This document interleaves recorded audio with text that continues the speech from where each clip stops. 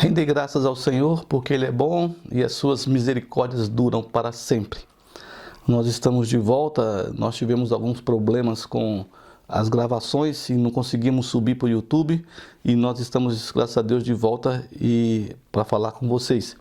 Eu quero também avisar que vou começar a fazer alguns estudos em relação à Bíblia, como se nós fôssemos trabalhar com arqueologia e nós fôssemos os arqueólogos.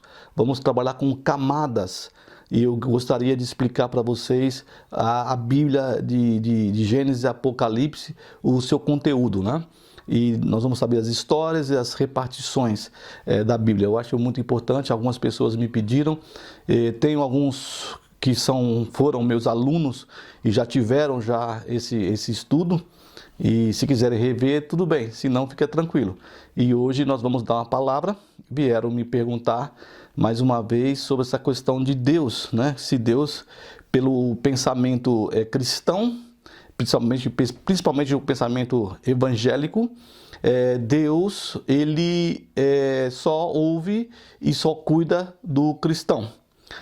E nós temos textos bíblicos, principalmente para mim, um texto muito significante que vai falar da história de duas pessoas que são atuais. Essas duas pessoas, as histórias são atuais para hoje, pois ela vai tratar da preocupação desse Deus, né, com os fracos, com os desprezados, com os pobres, com os oprimidos. E ela vai nos mostrar, essa história que nós vamos estudar agora, como é que Deus, como é que Ele cuida daqueles que não fazem parte também da aliança dele, né? E até mesmo dos que, quem sabe, estão bem longe dele. Então eu penso realmente que os cristãos não podem tomar essa posição de que Deus só ouve a eles, só cuida deles, porque parece-me biblicamente errado. Não se esquecendo também que o bispo Desmond Tutu, da África do Sul, ele escreveu um livro interessante, que Deus não é cristão. Deus não é cristão, Deus não é evangélico, Deus é Deus. Tá? O cristianismo foi fundado por homens, através daquilo que Jesus veio ensinar. E parece-me que a Bíblia, principalmente os evangelhos, Jesus não está fundando nada. Então, é melhor você ser de Jesus do que ser outra coisa. É melhor você ser de Deus do que ser outra coisa. Então, nós vamos ver, principalmente nessa questão da escrava Agar, que é a escrava de Sarai, por enquanto é Sarai, que é a esposa de Abrão. Não é ainda Sara nem Abraão, ainda é Sarai e é Abrão. E nós vamos ver aqui no texto de Gênesis, a partir do capítulo 16, a Agar, que ela é uma egípcia, no caso, é uma escrava, significa abandonada ou fugitiva. E no capítulo 15 de Gênesis, Deus está conversando com Abraão e promete um filho para Abraão. Mas esse filho de Abraão viria através de Sara, a esposa de Abraão, não se esquecendo que aqui ainda é Abrão e aqui é Sarai ainda. Então é da Sarai que viria o descendente de Abrão. Mas parece-me que a Sarai, no contexto aqui dos capítulos 15 e 16, ela quer dar aquela ajudinha a Deus. Uma coisa que nós também fazemos muito, por isso a questão é muito atual, né? Nós queremos ajudar a Deus a fazer aquilo que queremos que Ele faça por nós. Então Deus não tem poder para fazer sozinho, nós temos que ajudá-lo a fazer. Tá? Então no capítulo 16 de Gênesis vai estar a Sara preocupada com a questão do filho, e ela vai propor a Abrão, no caso ainda, que ele tenha um relacionamento com Agar e que a Agar gere um filho que seria da Sarai. Isso seria uma questão normal naquela época, da lei daquela época, que poderia ser feito isso, a escrava gerar para que a sua dona, a sua senhora, ela pudesse tomar conta daquela criança, ser dela aquela criança. E o Abrão, no caso, né, apesar de ter ouvido Deus falar no capítulo 15 que seria da Sarai o filho, ele aceitou, né? Aceitou estar com a Agar, e ele então tem um relacionamento, a Agar fica grávida, mas parece pelo texto aqui também que a Agar, ela, segundo o versículo 4, fica um pouco arrogante e ela despreza a Sarai. E a Sarai fica com raiva. Na verdade, a Sarai ficou com raiva porque a Agar ficou grávida e ela não podia, ela era estéril. E ela então vai falar com o Abrão, que era uma afronta aquilo que Agar estava fazendo com ela. E então o Abrão coloca a Agar nas mãos da Sara e a Sara vai oprimir, né? Ela se sente desprezada pela Agar está grávida e ela vai oprimir a Agar.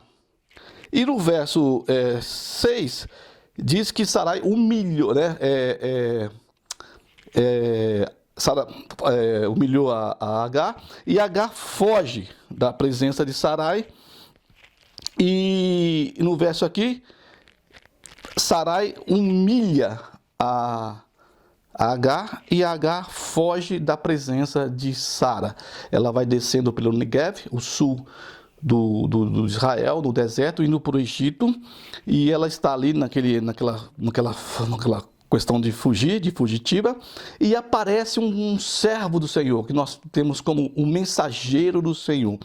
E o mensageiro do Senhor, no versículo 8 do capítulo 16 de Gênesis, ele vai chamar Agar pelo nome e vai perguntar para ela da onde ela está vindo e para onde ela vai. E ela vai responder que ela está fugindo da presença da Sarai, que é a senhora dela. E no verso 9 é interessante que aqui a tradução é anjo, mas no contexto do hebraico é o mensageiro de Deus. Ele fala para que Agar volte para Sarai no caso, e que ela se humilhe debaixo da mão da Sarai. E ele promete a Agar, eu estou falando de uma escrava, de uma fugitiva, de uma abandonada. Eu não estou falando das pessoas que fazem parte da aliança que foi feita no capítulo 12, no capítulo 15 de Abraão, que seria Abraão e Sarai, né? Ou Abraão e Sarai. Então não são esses, são pessoas que estão fora da aliança. E ele promete que abençoaria a descendência dessa escrava, que seria o Ismael futuramente. E por quê? Porque Deus não permite injustiça. Deus não permite injustiça. Então ele vai exercer justiça na causa da Agar, né? Olha só, não faz parte da herdeira da Berit, da aliança. Então a Agar entende que o Deus, o Elohim, acudiu ela na aflição dela, e ela vai dizer que é o Deus que vê, El Roi. Então, El Roi, é o Deus que vê. E ela retorna para a casa do Abraão, para o acampamento de Abraão e de Sarai. E como nós entendemos que o Isaac vai nascer só depois de 13 anos, pelo menos aqui 13 anos, Agar ficou debaixo da mão de Sarai, se humilhando como o anjo ou o mensageiro falou para que ela fizesse. Então ela retorna. Então, lá no capítulo mais para frente, quando vai o nascimento de Isaac, no capítulo 21 de Gênesis, nós vamos ter uma outra situação de que Deus vai falar novamente com a Agar, a abandonada, a escrava. O que acontece? Nasce o Isaac, que era a criança da promessa, por meio de Sara, e houve ali alguma coisa, alguma brincadeira do Ismael que desagradou a Sara, que agora já é Sara, e ela não gosta, e ela então chama Abraão novamente e fala que, isso é um texto até que Paulo usa, que o filho da promessa, que seria Isaac, não poderia conviver com o filho da escrava, que era Ismael. E Abraão então fica entristecido, porque Abraão também faz uma coisa errada também, dentro do mesmo conceito de lei, de que Sara, no capítulo 16, poderia ter o filho através da escrava. Abraão não poderia ter expulsado Agar da presença dele, sendo também que ela tinha um filho dele. Pela lei antiga, e depois também o Moisés vai falar também sobre isso, o filho que não é da mulher, que é da companheira, não é da esposa, é da outra, ele também, se ele for primogênito, ele receberia a herança. Então depois vai haver a lei de Moisés, no caso, em relação a isso. E Abraão aqui comete um deslize em relação à lei da comunidade do tempo dele. Ele vai mandar a Agar embora com Ismael, o que não poderia ser feito. Ele tinha que ficar com ela ali. Então o que acontece? A Sara pede para que Abraão mande embora a Agar. E Abraão ouve. Aqui tem um texto que fala que Deus vai falar para Abraão, para que Abraão não se preocupasse com a Agar, que ouvisse a Sara e enviasse a Agar, porque ele tomaria conta da Agar e tomaria conta também do menino que era o Ismael. E Agar sai com o odre de água e o garoto e vai novamente para o deserto, só que ela vai caminhando e a água acaba. E ela fica com medo de morrer, ela e a criança. Ela não quer ver a criança morrer. Então ela deixa o garoto num lugar e ela vai para um outro lugar. Há um tiro de flecha, no caso, uma flecha que é lançada, ela fica distante. E ela começa ali a prantear, então, ela começa a chorar, no caso. Ela levanta a voz dela e chora no versículo 16 do capítulo 21. E novamente aparece um mensageiro de Deus que vai falar com a Agar.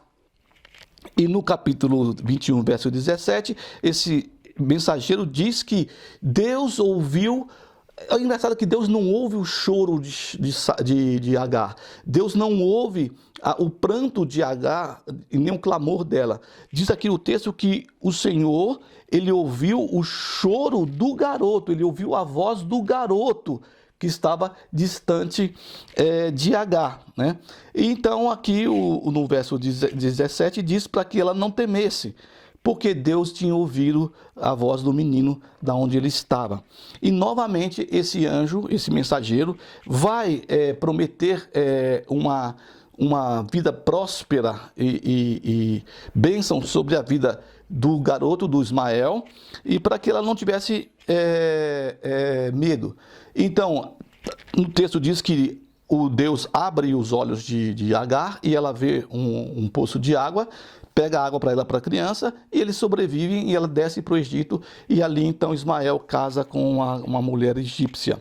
Então nós vamos ver o seguinte: nós temos uma escrava, né, isso, que não tem condições de negar o pedido ou o mandamento da sua senhora, e ela então é humilhada, injustiçada. Ela pode ter tido realmente algum tipo de arrogância, porque ela estava grávida e a Sarai não, mas a Sarai também, como alguém que faz parte da Berite, que faz parte da aliança, que se acha dentro daquilo que Deus protege só esse pessoal, também usou de humilhação e oprimiu a escrava. Oprimiu a escrava. Eu tenho um amigo aí que um dia chegou para mim e falou assim: porque do cara do Quilombo, Zumbi, tinha escravos. Ué, mas olha, na época dele era permitido ter escravo, inclusive os negros terem escravos também. Isso não quer dizer nada. Agora eu pergunto para ele, aqui Abraão, que é o pai do judaísmo, do cristianismo e do islamismo, ele também, dentro da Berite, de uma pessoa que Deus chamou, ele também tinha escravo. E tinha escravas também. No capítulo 14 nós vamos ver que ele tinha escravos junto a ele e que ele foi lutar contra os reis que sequestraram o seu sobrinho Ló, né? Então também tinha escravo. Salomão tinha escravo, Davi tinha escravo. Então todo mundo tinha escravo na época que podia ter escravo. É interessante isso aí. Mas vamos em frente, não tem nada a ver com a questão do texto aqui. Então, para nós, essa oprimida, essa desprezada, essa pobre, essa escrava, Deus fala com ela, e ela que não faz parte da Berite, da aliança que foi feita aqui, né, com Abraão no caso, mas por Ismael ser filho de Abraão também ele recebe a bênção de Deus. E é interessante porque no texto, por isso que eu quis trazer isso aqui à baila, porque a Sara, ou a Sarai, e depois a Sara, que faz parte da aliança, porque ela era esposa de Abraão, ela não é a concubina de Abraão, ela é a esposa oficial dele. Deus vai falar com ela só uma vez. E fala com Agar duas vezes, com a escrava, com a rejeitada, com a pobre, com aquela desprezada. Duas vezes, prometendo bênção sobre ela e sobre o filho dela. e sobre os descendentes do filho. E a vez que Deus, no caso, o mensageiro de Deus aqui no caso, fala com a Agar, ele está repreendendo, fala com Sara, ele está repreendendo Sara. É interessante. Ele repreende a que faz parte da Berite, da aliança, que deveria usar de misericórdia com a escrava, que devia usar de bondade, sendo ela parte da Berite, da abençoada por Deus, porque o pensamento é esse, que Deus só abençoa as pessoas que fazem parte da Berite. Não. Nós sabemos que a Bíblia nos diz que Deus faz chover o sol sair sobre maus e bons, justos e injustos, né? Então, essa mulher que deveria usar a misericórdia, usar a bondade, usar o amor, usar o perdão, ela vai humilhar, vai desprezar a outra. E no texto bíblico, quando Deus vem novamente falar antes da destruição de Sodoma e Gomorra com Abraão, ele fala que Abraão ia ter o filho no ano seguinte e Sara vai rir.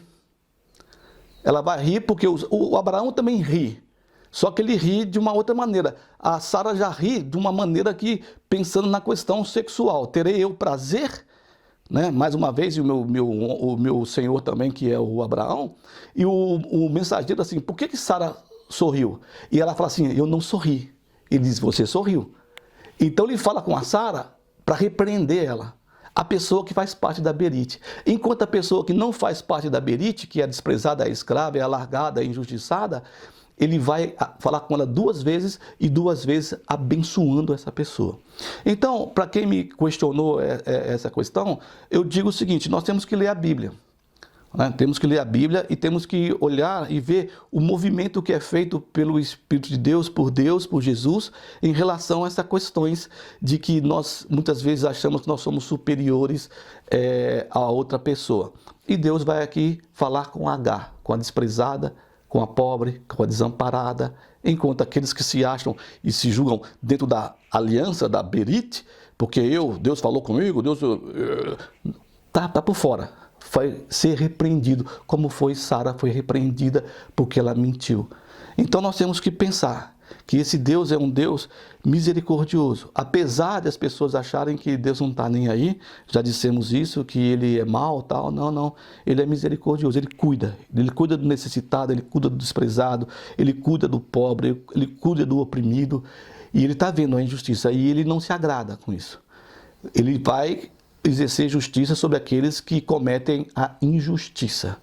Então, que Deus abençoe a sua vida, que Deus te derrame sobre a sua casa, sobre a sua vida, paz e alegria, e que nós possamos buscar a Deus no entendimento de que nós somos pó, nós somos falhos, nós carecemos da misericórdia, do amor, e nós não sabemos, nem nós, nem a humanidade sabe o tanto que nós precisamos de Deus. Que Deus abençoe a sua vida, a sua casa, a semana de vocês. Deus abençoe, e no próximo vídeo nós vamos tentar fazer bem rapidinho uma questão em relação ao estudo da Bíblia, né? Eu vou dizer que é essa arqueologia da Bíblia, camada por camada, para a gente aos pouquinhos ir entendendo como vai se encaixando tudo.